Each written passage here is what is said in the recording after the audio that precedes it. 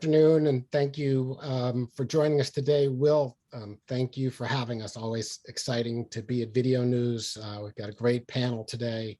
Excited to have our discussion. I'm Larry Harris, I'm the moderator, co-founder of Alpha Precision Media, which is a minority-owned business that lives in the Amazon ecosystem. We focus on premium video investment as well as sponsored developed content for participation on Twitch and other Amazon channels. Excited to be here with my co-panelists, Jackie Paulino and Chelsea Jenkins and Yale Cohen. I'm going to let them introduce themselves because they actually know themselves better than I do, and excited to talk with you. Jackie, why don't we start with you? Sure. Thanks, Larry. Jackie Paulino, I'm the Chief Product Officer at Pixability. And for those that are not familiar with Pixability, we are a full suite of products from planning, buying, activation, and measurement on YouTube and connected TV, focused really heavily in the brand safety and suitability space. Yep. Chelsea. Hi, thanks for having me. Chelsea Jenkins from the Kellogg company. I'm the Director of Cultural and Inclusive Marketing. So that's just basically taking a 360 approach to embedding ED&I across our organization. So it's talent and making sure that we have diverse voices and perspectives in the room across the business. It's embedded in our commercial strategy and how we go to market and our creative development, and then also externally with our agency partners and making sure they're brought along in our ED&I journey as well. So I'm excited to be here. Thanks. Fantastic. So much grateful for you to join us. We're amazed to have all of the rest of us are young companies, except Yale, who's about to speak. But your company at 115 years old has been a brilliant brand for a long time. So excited to hear what you have to say about the brands. And Yale holding it down for the agencies today. So please introduce yourself. Thanks, Larry. Yale Cohen, EVP of Global Digital Standards from Publicis Media. I work across 3 different areas: media quality, safety and suitability, and brand integrity. And it's interesting to see the evolution of all of these topics, and love to be here to discuss that. So thank you for the opportunity. So thrilled everybody's here. Let's dive right in. Yeah, I actually want to start with you a little bit because, our topic today is brand suitability, and you and Jackie kind of hold it down in terms of measurement. I'm interested in your perspective as someone who is running that at a huge agency. What are the measures that have mattered? Yeah, I mean, I think we started out looking at brand safety and all the incidents that happen across the ecosystem. What type of content is harmful? What type of content is meaningful for our advertisers? And so the natural evolution is, how do we put more controls into the hands of our advertisers, and more so that they can understand where they want to be versus where they want to avoid? And that naturally progressed into the topic of brand suitability, which helps us to understand the content that an advertiser really wants to align with to prove out their brand values. And then as a further progression, it's a concept that Publicis speaks about with our clients around brand integrity, which is really how a brand can respond to cultural moments and understand what those levers are, what is their purpose, their authenticity, trust, and ethics, those key pillars that help them inform the content that resonates not only with the brand, but also resonates with the consumer. And I think we'll get into a lot in terms of those metrics and what's resonating with the consumer and those controls. But I think it starts with those fundamental building blocks and in how we look at things and how we look at the right processes to advise clients. Very cool. And Jackie, you're the measurement sort of, you've been at it since YouTube blew up on brand safety. So how do you see that migration where, and you guys have moved beyond YouTube, if I understand it correctly. So in terms of the great growth of CTV and YouTube, like, have you seen it all get better and it's a breeze now, or it's still hard? Yeah, I mean, one, I would probably answer this question very similar to how Yale just did, right? I think my conversations 4 years ago were really focused wholly around safety. We specifically work on YouTube, but I think the whole, open web everywhere was really around what is safe and measuring that. My conversations have switched over to how to measure suitability and what is alignment for a specific brand. So to answer your question too, I think, yes, things have gotten easier for sure. I think specific to YouTube is a pretty safe place. And now we've switched the conversation about what is brand specifically suitable, how to measure that. How do we have those conversations with agencies, with brands, to make sure that we as kind of a measurement company and making sure we're planning properly, how do we define all those things globally as an industry as well, and then measure them properly? That makes sense. When did just to briefly cover that topic, when did the switch happen from all of a sudden? When did suitability become the cool word? 2018. Shortly after all the incidents, it was, how do we start looking towards the future? And I think a lot of that momentum around safety started to change. And I think, I don't think the APB first coined it, but I think we released a white paper on how do we think about this differently and what kind of standards we wanted to drive towards. And I think 2018 was the timing for some of that work to come out to be released publicly. Awesome. All right, I wanted to make sure we understood that technical story. I think actually in terms of brand building, suitability has gotten a lot harder. I say that as a preamble. I can't speak for you guys, but for me, the last year and a half has been a decade, right? It's just the amount of change, or what we see on our side in terms of e-commerce, in terms of participation by consumers and wanting to have a voice in what's right and wrong about a brand, their freedom to express it, remarkable, right? And they do that everywhere, whether that's in the news talking about an opinion piece, or whether that's that ad is just wrong. We all remember the Peloton ad, right? People who didn't even know what a Peloton was were stopping me to ask me if I wrote it because I'm in advertising, right? So it's just, it's like, no, I didn't do that, right? But Chelsea, you're on the forefront of some of the most important changes, doing it at one of the oldest brands in not just in the industry, but in the country. Continued Absolutely. excellence over 115 years is hard to do. And so can you speak a little bit about, you obviously accepted that challenge. You were kind of a little more, from what I could see, startup-y within Kellogg's, right? Doing the cool brands. And then you took on this big challenge, and I would maintain, and I maintain with everybody, that DEI is change management. It's not policy. It's you have to change internally in order to make it reality. So can you talk a little bit about, in terms of, it's, branding obviously really important to the value of Kellogg's in every way, but kind of the steps that you took and you took on this challenge, and what are you guys measuring to determine that you're doing this well? Yeah, absolutely. I totally agree. It's a change and a shift in mindset, certainly, but it's a behavioral shift as well. When we talk about adapting to this new, almost hyper-politicized environment, where it's like topics that were once considered unassailable can now be very polarizing in some cases. So I did start with our X Bar originally, which, to your point, was more of a startup-y, entrepreneurial. I think we were in a space, as far as brand suitability, to show up in different spaces than some of the other brands under Kellogg, but it did make us ask the question of how and when should we show up for some of these causes, or how can we show up for consumers in a meaningful way, especially, to your point, in the last year and a half, where the world was kind of turned upside down. So we worked to put a framework in place. So we call it internally ESG and purpose framework. So it's environment, societal, and governance.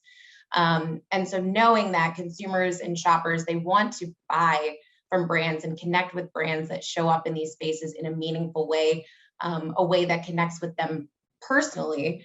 How can we put guidelines and principles around that? So again, we're coming correct from a reputational standpoint. We can drive the greatest impact for these different causes that resonate with our consumers, and we can show up for them the way that they show up for us, but it's also tied to business outcomes. And again, the reputational protection piece of it. So we established those guidelines. I think that helps us have a clearly defined floor. And there's so many stakeholders involved in that conversation, involved in that process of risk management, of the evaluation of where and how we should show up. We partner with our industry groups as well, like ANA and GARM, to help us, look into those standards that we should be setting. But it's all rooted in ED&I, really, and it's rooted also in how we market to kids and food consumption, being responsible in those ways. But it ladders back up overall to our Kellogg values, and then within that, what makes sense for our individual brands. And internally, we also work really closely with our business employee resource groups, with our agency resource groups, including Publicis. And we have our corporate affairs teams involved in that, our media team. So it's really a heavy lift, and a partnership cross-functionally to make sure, again, that we're showing up in a really meaningful way when we're advertising.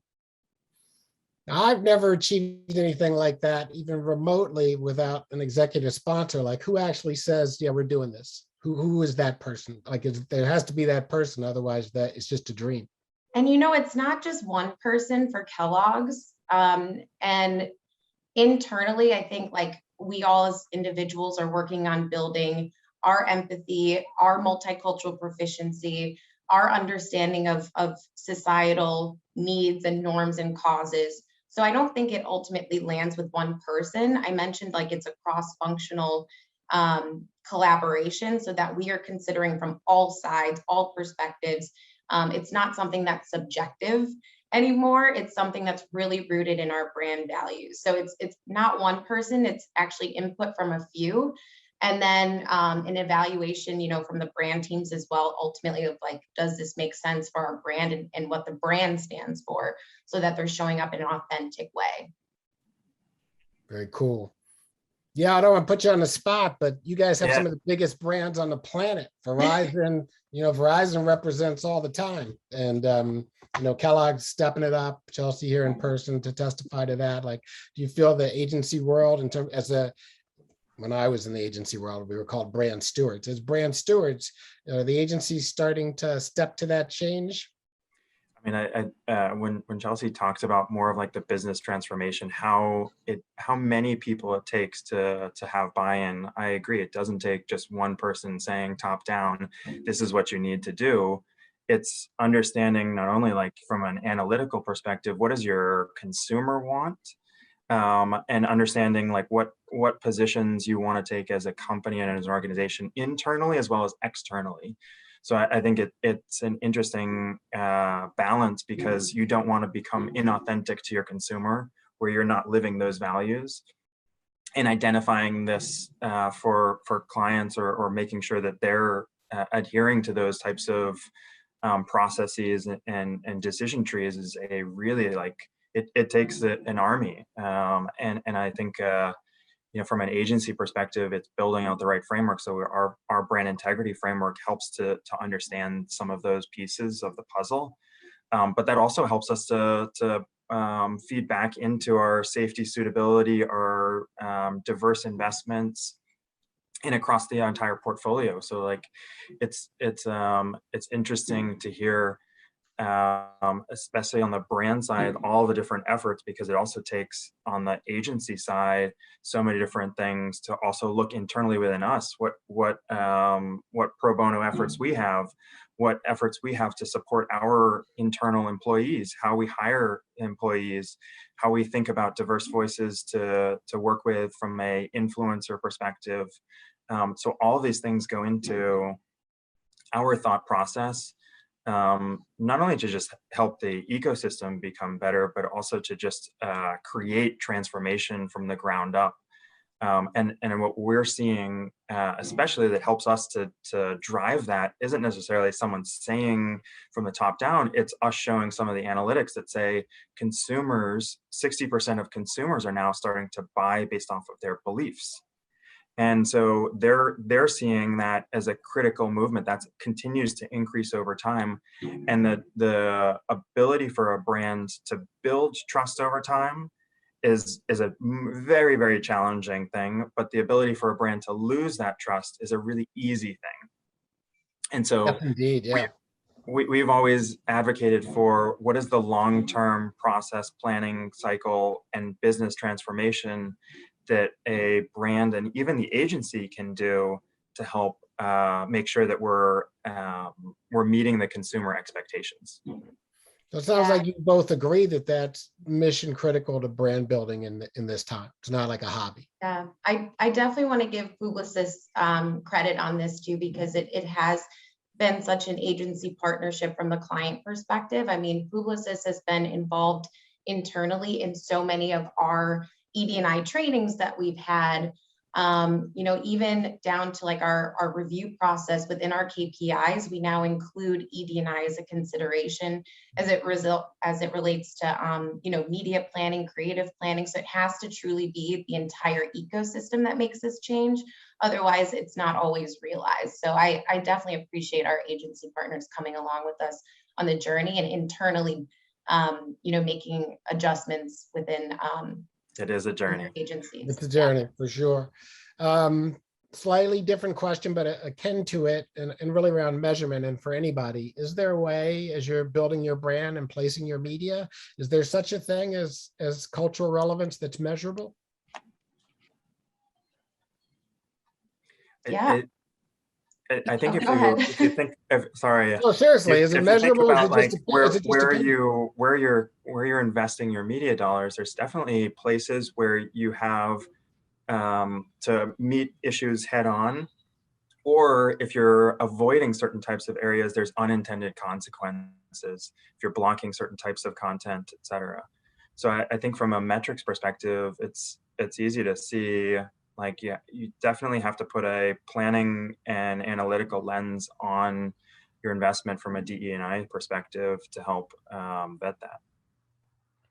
Yeah, I agree. And just to kind of piggyback on what Yale and Chelsea have already said, you know, it takes a lot of human alignment to define these things. And then one step further, it's really difficult from the technology side of things. You have to have human alignment to then train technology to do these things. And that takes a lot of iteration and making sure, you know, you're not being biased in machine learning models and these types of things that take a lot of data and iteration, especially when we're talking about these, you know, divisive sort of cultural topics, and making sure you're creating, you know, inclusive, you know, targeting strategies. And there's a lot of, you know, bad opportunity for you trying to be doing the right thing, and there's, you know, negative consequences, and we've seen a lot of that over the last few years. So it takes kind of a lot of continually updating and making sure you're keeping up with different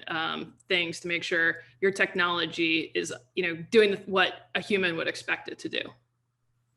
No, AI bias will come and bite us all from time to time. Never happy when the computer decides that a cow is a cat. That's never been a good thing. Kind of speaking of biases, and again, can speak to anyone for this. I don't know if Kellogg's has a policy about this, but you know, we just came out of a political season, countless discussions with advertisers around the suitability of news, whether or not they would build their brand in, could build their brand in it. Is it only a bottom funnel thing, and therefore I shouldn't put brand building in there? And I think, you know, many people in the news industry think that the media industry is biased against them. So does that hinder brand building? Is news where everyone in my family goes? Is it still viable for brand building, or are we protecting ourselves from the news now?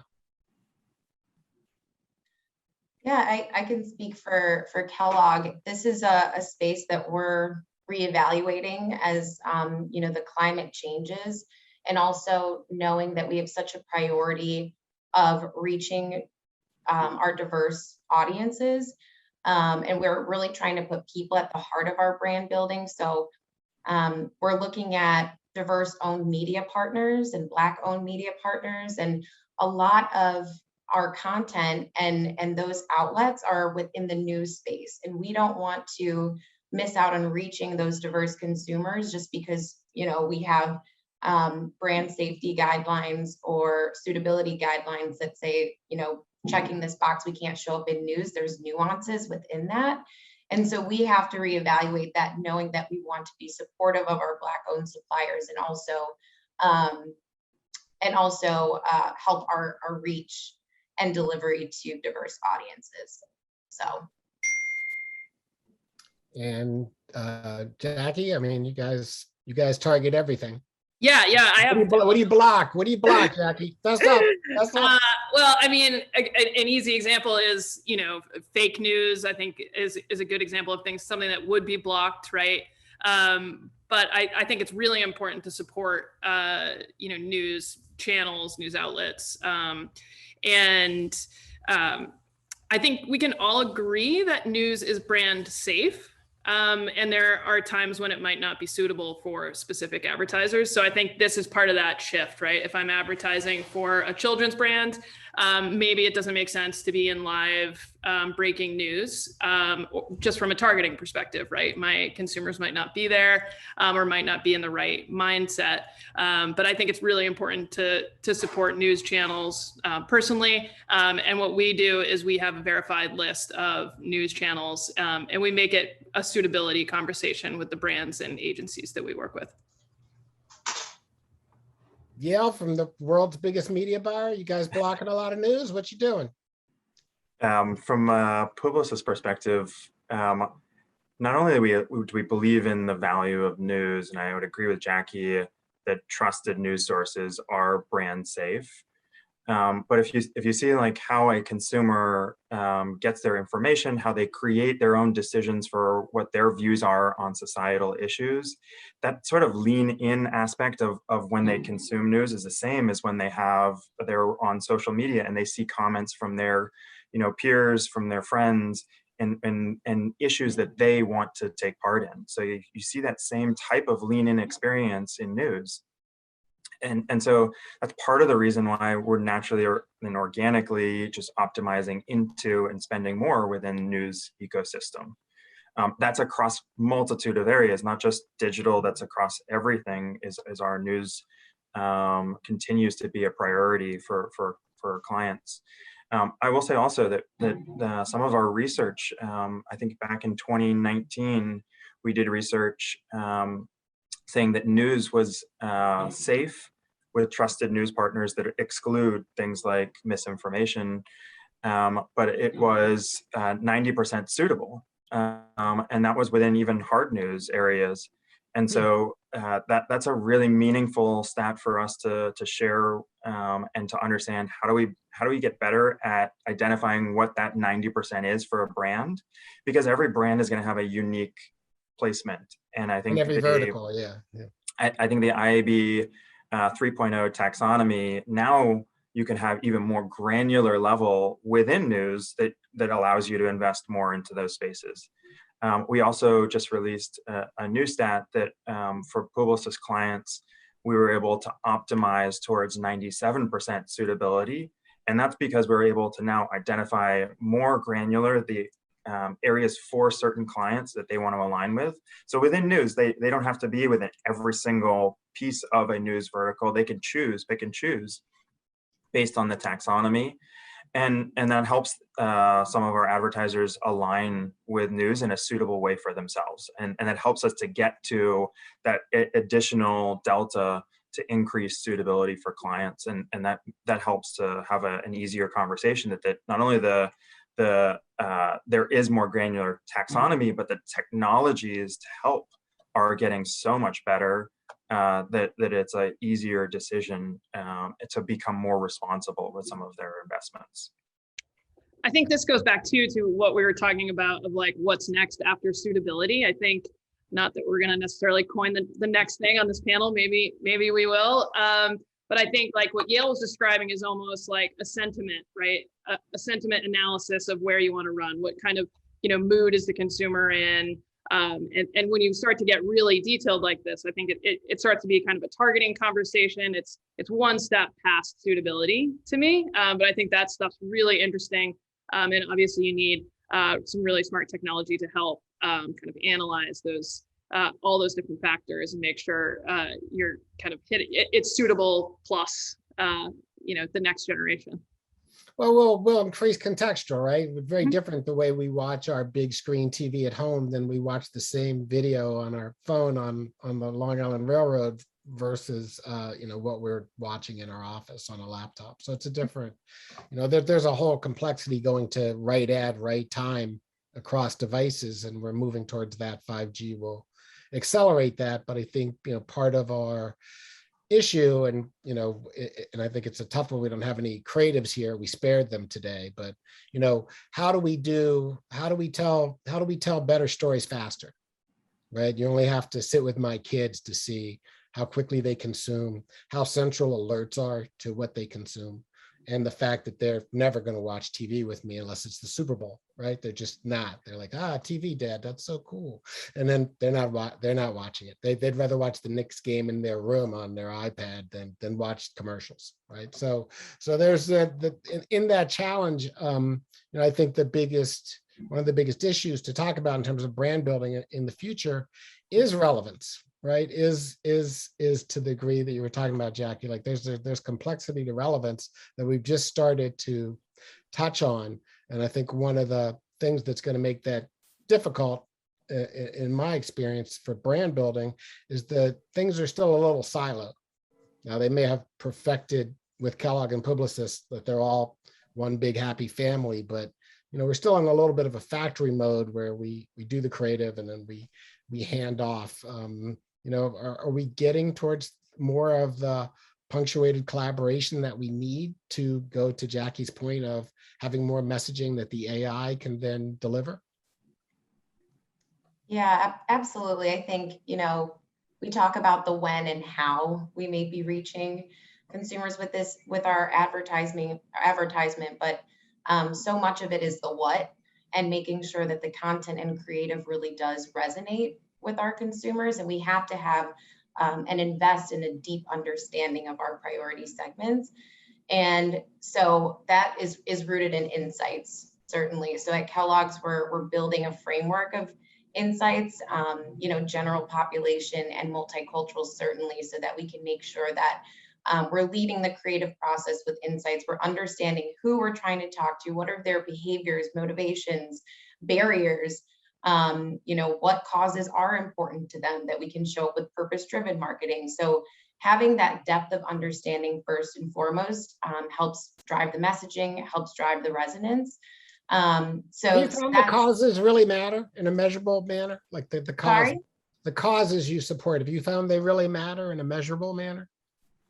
Absolutely. Yep. And I think Yale mentioned this before, the statistics around our consumers, they want to buy from brands that are showing up for them outside of selling their food or product. So how are they showing up in a meaningful or personal way? So these causes are absolutely, they impact brand loyalty, affinity. It can affect household penetration. Absolutely. So there is a business imperative here as well of just, you can do right and do good. So the causes absolutely play a role. So that's where that purpose framework comes in for our brands to, again, make sure they're showing up in a way that makes sense and ladders up to the brand purpose and the brand equity and fundamentals, but really will resonate with the consumers. Fantastic.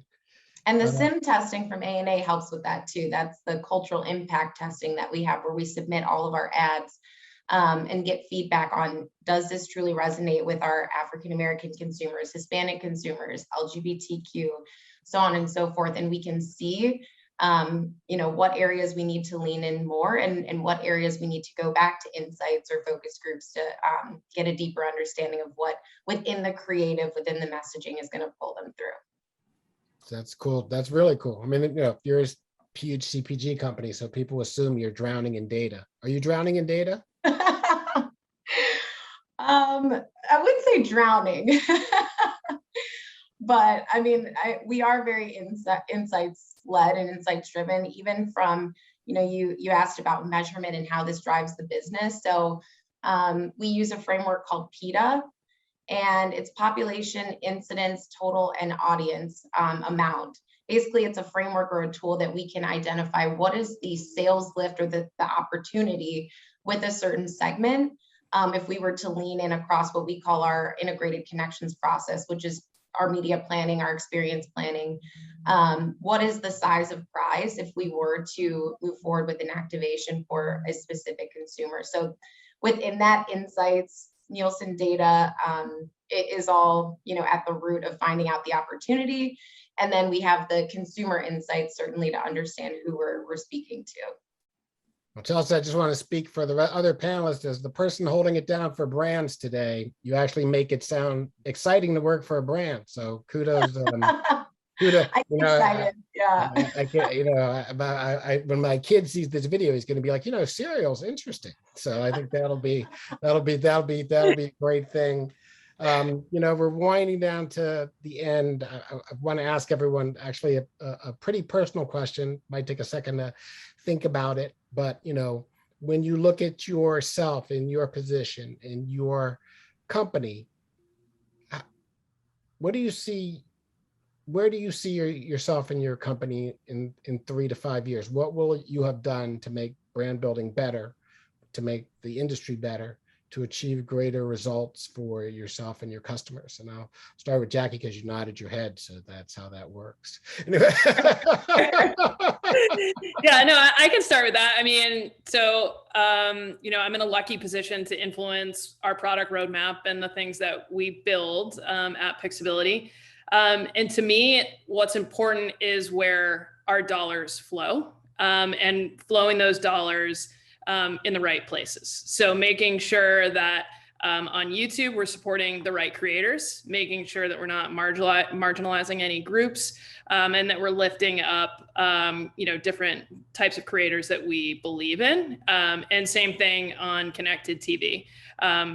Where we spend our money, we get, to speak with our dollars, and help brands measure that as well. So to me, that's the future, and that's brand safety and suitability. What's important to it is kind of where the money goes, and what you're supporting with it.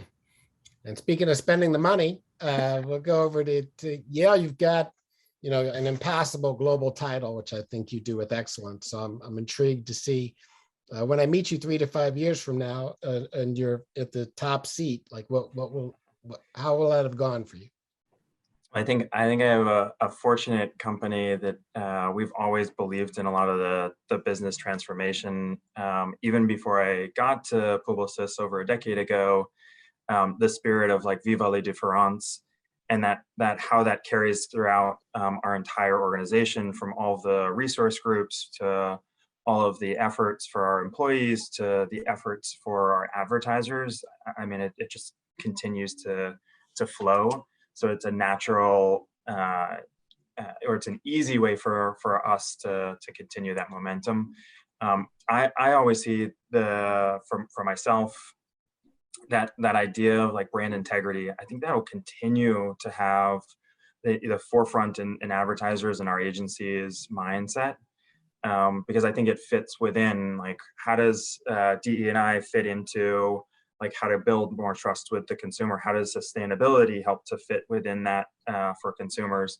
So you can see all these elements like algorithmic transparency, our efforts around just responsible investment and consumption. So I think there's so many different things in the next 3 to 5 years that we can continue doing, and I personally help to spearhead. So I mean, I hope I still have a job in 3 to 5 years, but I do think that our industry moves so quickly that we're always trying to, as you said, think about things in not just what are we doing next year about this, but how do we create long-term frameworks for brands, and think about things even before some of the technology is there to help measure it or even control for it. How do we set the right standards? So I mean, I think part of that role that I lead is to understand, how do we become better? How do we always investigate higher standards.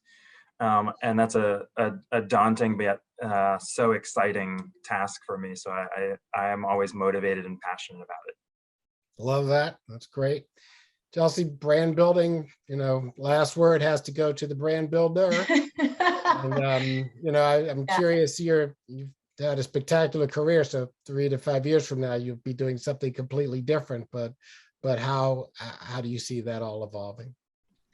Yeah, this is maybe a radical statement, but I hope that eventually there's not a need for an ED&I department or an ED&I team, because it is just embedded organically in everything that we do.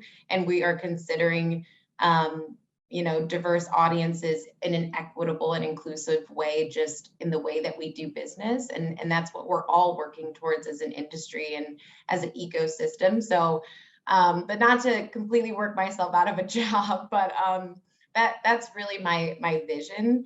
And just knowing that we're, as a country, in the midst of this majority minority shift that we thought was coming in 2040 or 2045, but it's happening right now.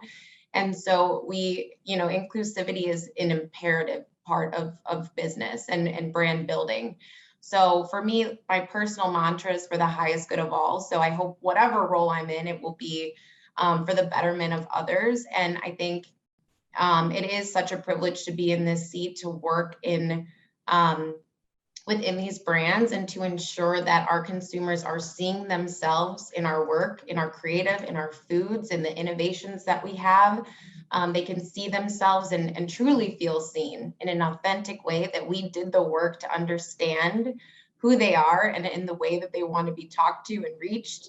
And then, of course, that leads to business growth, and I think future proofing the business. So really what I hope to be in the next 3 to 5 years is still in the business of people, and closing this empathy gap that we have right now of, not maybe understanding others as well, and being able to put ourselves in other people's shoes, and understand, the lives and motivations and barriers they have. So I think CPG and foods is just a vehicle for that. For achieving that bigger, broader picture of ED&I, but it's certainly meaningful to be a part of it at Kellogg. So, well, amen to that, as they would say. Look, it's been really an honor and a privilege to get to chat with all of you. I appreciate your candor and some of your great advice as well as opinions, and I look forward to continuing the conversation later. I just want to close by thanking Will for having us again, and obviously the sponsors of Video News for giving us a chance to have this discussion today. It's exciting, and as all of us who are in the business know, brand building like a cathedral is never done, and every step matters, and every step is progress. So thank you all. Thank you. Larry. Thanks.